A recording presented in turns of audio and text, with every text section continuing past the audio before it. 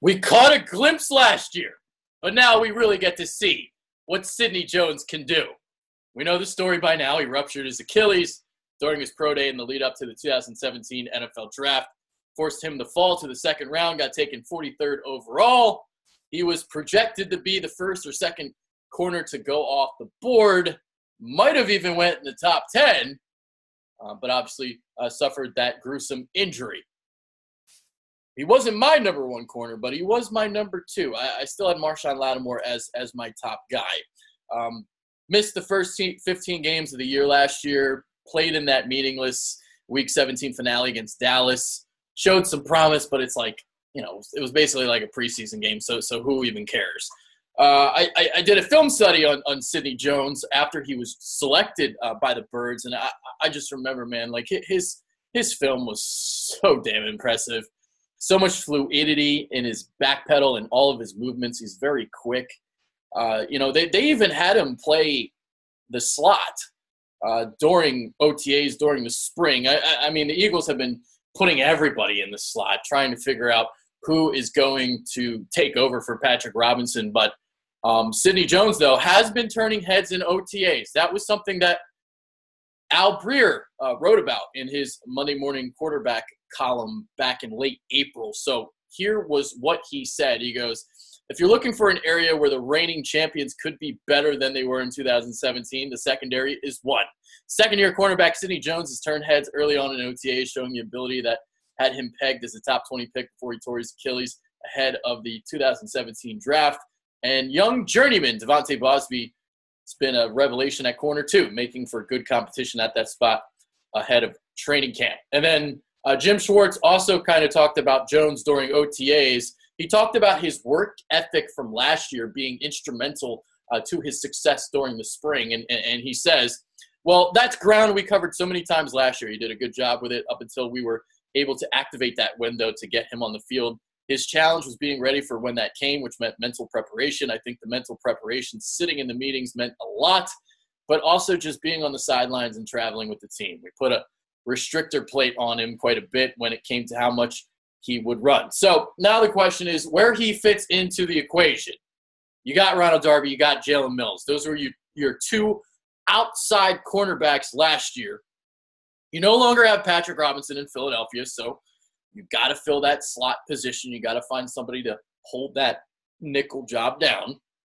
Again, though, Jones never played the slot. So what are we going to see? I made a video earlier this offseason suggesting that Jalen Mills should make a move to safety. I'd like to get that done right now, just put him out there, because in this scheme, cornerbacks and safeties are pretty much interchangeable because the safeties, they slide down sometimes and they play the slot. So last year you had Patrick Robinson primarily playing the slot, but this year I don't think that vacancy is going to be filled by just one particular guy. I think the Eagles are going to look at the matchups, and I think they're going to play basically which cornerback or safety they think matches up best with the opposition. I don't think they have a corner or safety that has the slot traits to the point where they're going to play the majority of the snaps in there. They have a guy for the future in there in Avonte Maddox, but I believe his technique needs a lot of refinement before he really sees the field on a consistent basis. So he's a guy that I can see making a big contribution next year, maybe not so much this year.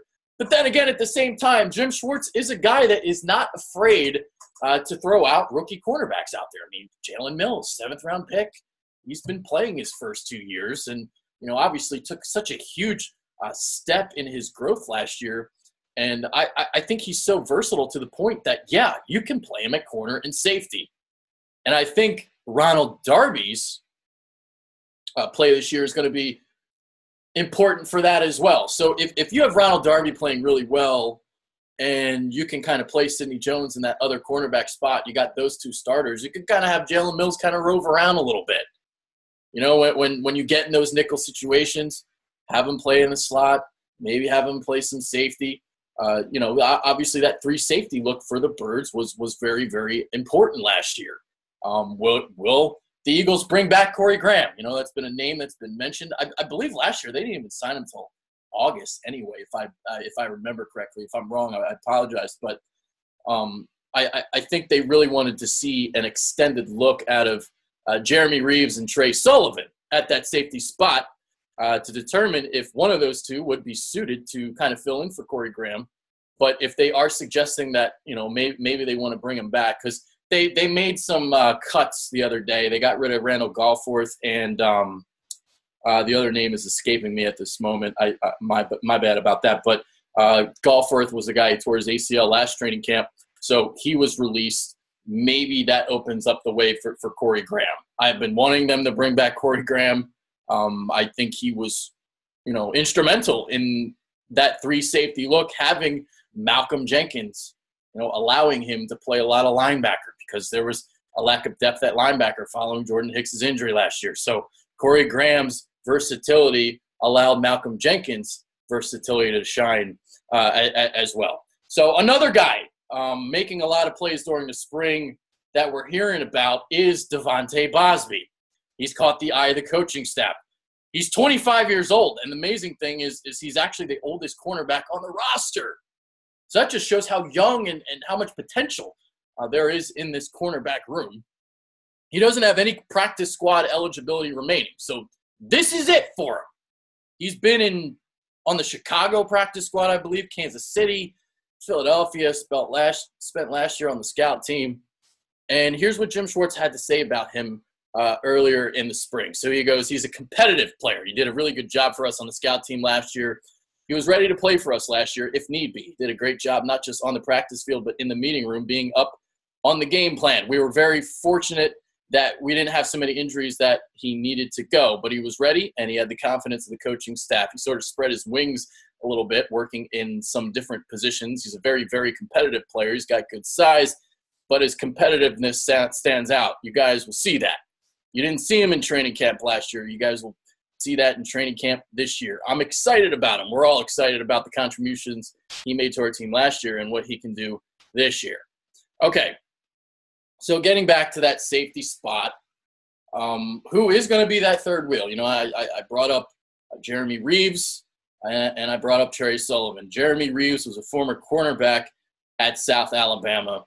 He's a guy that I'm actually, out of all the undrafted guys, I'm actually more excited to see how he progresses, even more so than Josh Adams. Josh Adams was the big, name out of Notre Dame. A lot of people are excited about him, but Jeremy Reeves was a guy that I thought could be like a third or fourth round guy, and he didn't get drafted. So I was even considering doing a film room on him with Brendan. If you guys remember, we did film rooms on like 100 different safety prospects, and then the Eagles wound up not even, drafting one. But Jeremy Reeves does have some coverage ability. Trey Sullivan is more of a physical kind of guy.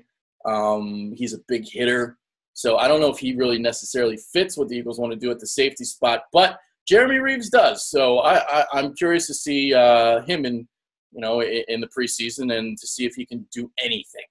Rodney McLeod, bringing him up now. He needs a bounce-back year. Struggled with his angles and his tackling in 2017. I mean, so many numerous plays. When you're letting a quick slant go to the house, that is a problem. That is a major problem. That's what Rodney McLeod was. He did this. Like, he allowed like 3 touchdowns in a span of a month, I think it was. And they were all just long 60, 70, 80-yard touchdowns.